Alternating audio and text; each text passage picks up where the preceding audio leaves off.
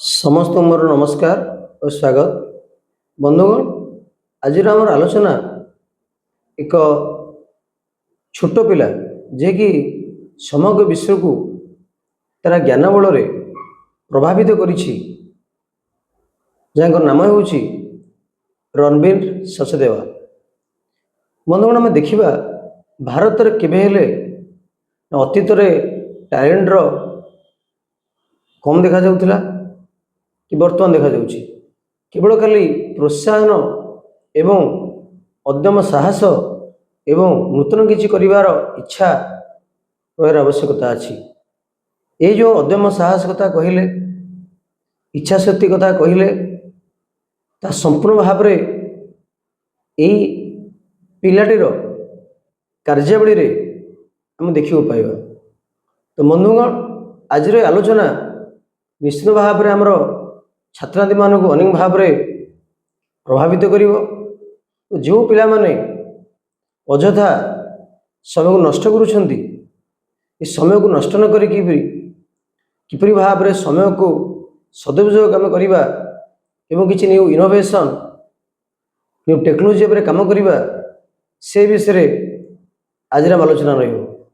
विशेष भाव में डिकोड करिबा से रणबीर सचदेवा जो छोट पिलाटी 8 वर्षर पिलाटी किभଳି भाव में एक मिराकल टेक जीनियस कह जाउछि, ता संबंधी आलोचना करिबा। बंधुगण, चलो तुम जानिबा ये पिलाटी होउछि रणबीर सचदेवा। आम जो रणबीर कथा कहूँ, खाली रणबीर जो कहूचे साधारण भाव में मन को आसता है बॉलीवुड हीरो रणबीर सिंह हूँ, रणबीर कपूर हूँ, कि वर्तमान समय अन्य गोटे रणबीर तांकर टेक्नोलोजी नॉलेज और तांकर जो इच्छा शक्ति द्वारा समग्र विश्व आज परिचित होती। से टेडेक्स मंचरे स्पीकर हो, स्पीकर भाव में योगदान हो, किंबा जो निकट में चली जहाँकि काली शेष होइछि एआई इम्पैक्ट समिति जो न्यू दिल्ली भारत मंडप चलता से सबुठारु यंगेस्ट कीनोट स्पीकर भाव में से वक्तव्य प्रदान करछंती। तो ये जना पड़ी ता सहित यूनाइटेड नेशन जो फ्यूचर समिति होता से सब यंगेस्ट स्पीकर भाव में योगदान करते। ता सहित जे एप्पल सीईओ टिम कुक से इनविटेशन देते एक वर्ल्ड वाइड डेवलपर्स कॉन्फ्रेंस रे योगदान करने से योगदान करते। तो जना पड़ी टैलेंट निश्चित भाव में आज विश्व को चकित कर। बंधुगण, तांकर बयस हो 18 वर्ष, समूर 8 वर्ष एवं घर गुड़गांव दिल्ली सबुठ यंगेस्ट टेक जीनियस भाव में जनाशुना।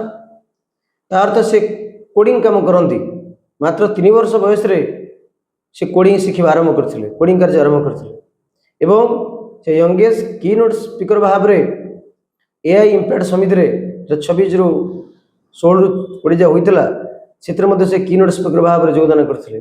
सहित से जो सांबादिक पचारे से बर्तमान कौन कर समिति से कौन कहते कौन कह जाऊँच पूर्व कह पूर्व सांबादिक पचारे से कहते से एआई समिति रे प्रकाश कर कि किपरि भाव में से किपर लिंक करू चाहूँ संपर्क प्रतिष्ठा करू चाहूँगी भारतर जो प्राचीन दर्शन शास्त्र दर्शन रहा एवं प्राचीन दर्शन शास्त्र सहित किपरि आर्टिफिशियल इंटेलिजेंस से लिंक कर सहित किपरि अप्रोचेस गवेषणा चली विश्व किपरि एआई तैयारी होउछि, ता सहित तांकर किपरि कंट्रीब्यूशन रहिबो जीडीपी क्षेत्र में, विशेषकर एआई लिटरेसी क्षेत्र में हो जीडीपी हो तांकर किपरि अवदान रहिबो से विषय से कहते। एवं से एआई समिति रे बहुत गुरुत्वपूर्ण व्यक्ति जे कि टेक्नोलोजी क्षेत्र में जीआन को लतित हो ना। से गूगल सीईओ सुंदर पिचाई हूँ किंबा ओपन एआई सैम अल्टमैन हूँ किंबा अनेक गुड़िए व्यक्ति विशेष तार भेट होता है समिति रे। ତା ସହିତ ସେ ୟଙ୍ଗେଷ୍ଟ ଟେଡେକ୍ସ ସ୍ପିକର ଭାବରେ ମଧ୍ୟ ୱାର୍ଲଡର ୟଙ୍ଗେଷ୍ଟ ଟେଡେକ୍ସ ସ୍ପିକର ଭାବରେ ମଧ୍ୟ ଅତୀତରେ ତାଙ୍କର ବକ୍ତବ୍ୟ ପ୍ରଦାନ କରିଥିଲେ ଓ ତା ଅତୀତରେ ମଧ୍ୟ ଆପୋଲୋ ସିଇଓ ଟିମ୍ କୁକ୍ ଭେଟିଥିଲେ ଏବଂ କୁକ୍ କିପରି ଇନଭିଟେସନ ଦେଇଥିଲେ ୱାର୍ଲଡ ୱାଇଡ୍ ଡେଭଲପର୍ସ କନଫରେନ୍ସରେ ଯୋଗଦାନ କରିବା ପାଇଁ 23 ମସିହାରେ ଓ ସେ ମଧ୍ୟ ୟୁନାଇଟେଡ୍ ନେସନ୍ ଜେନେରାଲ ଆସେମ୍ବଲିର ଯେଉଁ ସେକ୍ରେଟାରୀ ଜେନେରାଲ ତାଙ୍କ ତ ଭେଟ ହୋଇଥିଲେ। ଯେ ସେ ଯେଉଁ ପୁସ୍ତକ ଲେଖିଥିଲେ ସେ ପିଲାଟି ସେ ପୁସ୍ତକ ମଧ୍ୟ ଦେଖାଇଥିଲେ ସେ ମଧ୍ୟ ୟୁନାଇଟେଡ୍ ସେକ୍ରେଟାରୀ ଜେନେରାଲ ମଧ୍ୟ ପ୍ରଭାବିତ ହୋଇଥିଲେ ସେ ପିଲାଟି ଦ୍ୱାରା। ଆଣ୍ଟୋନିଓ ଗୁଟେରସ୍ ବହୁତ ଭାବରେ ପ୍ରଭାବିତ ହୋଇଥିଲେ ଏବଂ ସେ ୟଙ୍ଗେଷ୍ଟ ପାର୍ଟିସିପେଣ୍ଟ ଭାବରେ United nation UNGA summit for future A conference ହେଇଥିଲା ସେଥିରେ ସେ 2024 ଯୋଗଦାନ କରିଥିଲେ ୟୁନାଇଟେଡ୍ ନେସନ୍ ହେଡକ୍ୱାର୍ଟର ନ୍ୟୁୟର୍କରେ। ଏବଂ ଦେଖିବା ଆମେ କହିଲେ ପୂର୍ବରୁ ସେ ଜମାର 3 ବର୍ଷ ବୟସରେ ସେ କୋଡ଼ିଂ ଆରମ୍ଭ କରିଥିଲେ ଏବଂ ସେ ମଧ୍ୟ ଗୋଟେ ବହି ଲେଖିଛନ୍ତି ଅଥର ମଧ୍ୟ ସେ ପିଲାଟି ବହିର ନାମ ହେଉଛି are you born with AI। ନିଶ୍ଚିତ ଭାବରେ ସେ ବିଶ୍ୱକୁ ଗୋଟେ ଭାରତର କିପରି ଗୋଟେ ଛୋଟ ପିଲାଟେ ସମଗ୍ର ପ୍ରଭାବିତ କରୁଛି ଏବଂ ସେ ନିଜ ସବୁବେଳେ କହିଦେଇ ସେ ଗୋଟେ ଟେକ୍ନୋଲୋଜିଷ୍ଟ ବୋଲି ସେ ଟେକ୍ନୋଲୋଜିଷ୍ଟ ବୋଲି ସେ ସବୁବେଳେ ନିଜର ପରିଚୟ ପ୍ରଦାନ କରନ୍ତି।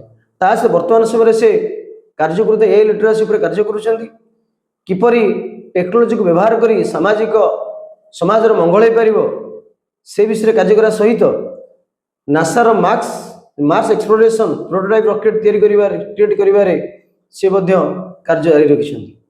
ବନ୍ଧୁଗଣ ନିଶ୍ଚିତ ଭାବରେ ସେ ଭାରତ ପାଇଁ ଗର୍ବର ଗୌରବ। ଦେଖନ୍ତୁ ଏ ପିକ୍ଚର କିପରି ଭାବରେ ଓପନ୍-ଏୟାର ହେଡ୍ ଅଲ୍ଟମାନ ସହିତ ଭେଟ କରିବା ସହିତ ସୁନ୍ଦର ପିଚାଇ ଭେଟ କରୁଛନ୍ତି AI ସମିତିରେ। ଅତୀତରେ କିପରି ଆପଲ୍ ସିଇଓ ତ ଭେଟୁଛନ୍ତି ଯେତେବେଳେ ଆପଲ୍ ସିଇଓ ଯେ ଆପଲ୍ କମ୍ପାନୀର ଷ୍ଟୋର ପ୍ରଥମ ଥର ଖୋଲା ନ୍ୟୁଦିଲ୍ଲୀରେ ସେଠାରେ ସେ ଭେଟିଥିଲେ ଏ ପିଲା ସହିତ ଏବଂ ଟେଡେକ୍ସରେ କିପରି ଭାବରେ ସେ ତାଙ୍କର ଭାଷଣ ପ୍ରଦାନ କରୁଛନ୍ତି ଏବଂ ୱାର୍ଲଡର ୟଙ୍ଗେଷ୍ଟ ଟେଡେକ୍ସ ସ୍ପିକର ଭାବରେ ଜଣାଶୁଣା ହୋଇଛନ୍ତି। ଏପରିକି ଆପଲ୍ ଆଇଫୋନର ଯେ ସିଇଓ ଯେ କହିଲେ ଟିମ୍ କୁକ୍ ତାଙ୍କର ମଧ୍ୟ ତାଙ୍କର ସୋସିଆଲ ମିଡ଼ିଆ ହ୍ୟାଣ୍ଡେଲରେ ସେ କିପରି ସେ ପିଲା ଫଟୋ ଯେ ଉଠେଇଥିଲେ ତାର ମଧ୍ୟ ପୋଷ୍ଟ କରିଛନ୍ତି। ଜଣାପଡ଼ୁଛି ସେ ପିଲାଟି କେତେ ଗୁରୁତ୍ୱପୂର୍ଣ୍ଣ ତାଙ୍କ ପାଇଁ। ଦେଖନ୍ତୁ ANI ନ୍ୟୁଜ୍ ଏଜେନ୍ସିକୁ ସେ ଇଣ୍ଟରଭ୍ୟୁ ଦେଉଛନ୍ତି ତା ସହିତ ବହି ମଧ୍ୟ ଧରିଛନ୍ତି। ଫ୍ରେଣ୍ଡସ୍ ତାଙ୍କର ଯେଉଁ ବହି କଥା ଆମେ କହୁଥିଲେ ସେ ବହି ହେଉଛି ତାର କଭର ପେଜ୍ ଏପରି ଟାଇଟେଲ ହେଉଛି are you born with AI written by Ranveer Sachdeva.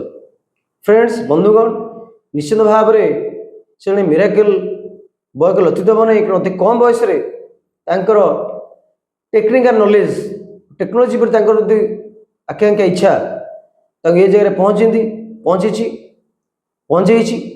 ଆଶା ନିଶ୍ଚିତ ଭାବରେ ଭବିଷ୍ୟତର ଫ୍ୟୁଚର ଜେନେରେସନ୍ ଅଛି ଫ୍ୟୁଚର ଜେନେରେସନ୍ ଯାଉଛନ୍ତି ଜେନ୍ ଜି ଆଲଫା ତାର ଏକ ଜ୍ୱଳନ୍ତ ଏକ ରୋଲ ମଡେଲ ଭାବରେ ତାଙ୍କୁ ଗ୍ରହଣ କରାଯିବ ବିଶେଷ କରି AI କ୍ଷେତ୍ରରେ। ବନ୍ଧୁଗଣ ଆଜିର ଆଲୋଚନା ଆପଣଙ୍କୁ କିପରି ଲାଗିଲା ଆପଣଙ୍କର ଗୁରୁତ୍ୱପୂର୍ଣ୍ଣ ମତାମତ ପ୍ରଦାନ କରିବେ ଏବଂ ଭାବୁଛି ନିଶ୍ଚିତ ଭାବରେ ଏହି ଆଲୋଚନାଟି ଯୁବକମାନଙ୍କୁ ପ୍ରଭାବିତ କରିବ ତାଙ୍କ କାର୍ଯ୍ୟରେ ଓ ସଫଳତା ହାସଲ କରିବା ପାଇଁ ସାହାଯ୍ୟ କରିବ। ଧନ୍ୟବାଦ।